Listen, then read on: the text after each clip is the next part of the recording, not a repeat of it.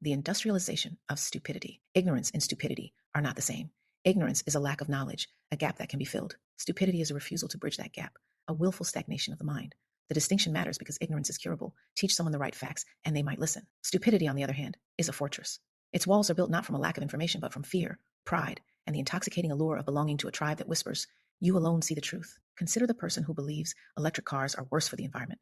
If they've been misled by cherry-picked data about battery production, they're ignorant. Show them peer-reviewed studies on lifetime emissions, and they might reconsider. But if they insist electric cars are part of a government plot to track citizens, dismissing all evidence as deep state propaganda, they've crossed into stupidity. The difference isn't just what they believe, but why they believe it. Ignorance asks questions. Stupidity slams the door. This stubbornness isn't random. The Dunning-Kruger effect, a cognitive bias where the least competent overestimate their expertise, explains much of it. Think of the anti-vaxxer who spends an hour on conspiracy forums and decides they know more than epidemiologists. Their confidence isn't earned. It's a shield against the discomfort of not knowing.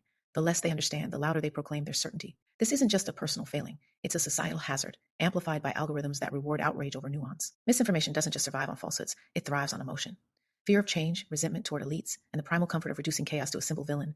These are the engines of modern stupidity. Climate denial isn't about ice core samples. It's about fearing job loss or cultural erosion. Election fraud conspiracies thrive not because of ballot audits, but because they channel a deeper terror of losing power. Anti-vaccine movements don't spread because people read medical journals. They spread because fear sells better than nuance. Falsehoods spread because they feel true, offering the warm lie of control in a cold, uncertain world. Fact-checking alone can't compete. A study found that correcting election myths with data often backfires, hardening believers' convictions. Why? Because distrust in institutions runs too deep.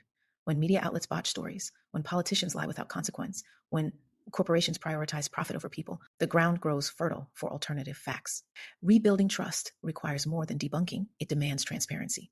Denmark's citizen assemblies, where ordinary people collaborate with scientists on climate policy, show one path. Let skepticism breathe within systems designed to earn faith, not demand it. The digital age has industrialized stupidity.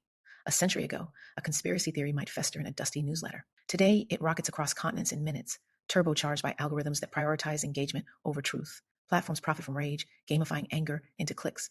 A parent worried about vaccines isn't shown peer-reviewed studies. They're funneled into echo chambers where fear mutates into paranoia. This isn't an accident. It's a business model. Solutions exist, but they're neither simple nor sentimental. Finland weaves media literacy into school curricula, teaching kids to dissect disinformation like biologists examining a virus. The EU's Digital Services Act forces platforms to reveal how algorithms manipulate feeds, punishing those that profit from harm. These systemic fixes matter, but so do individual choices. Every time someone pauses before sharing a headline, asking who benefits from this, what's the source? They starve the machine. Empathy has its limits. Engage the vaccine hesitant mother who's still listening.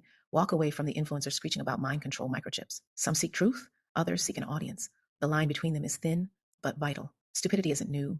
What's new is its scale, speed, and lethality. It erodes democracies, fuels violence, and turns neighbors into enemies. To fight it, we must rebuild systems that prioritize truth, not as a luxury, but as infrastructure. Algorithms that reward accuracy over anger. Schools that teach doubt as a skill.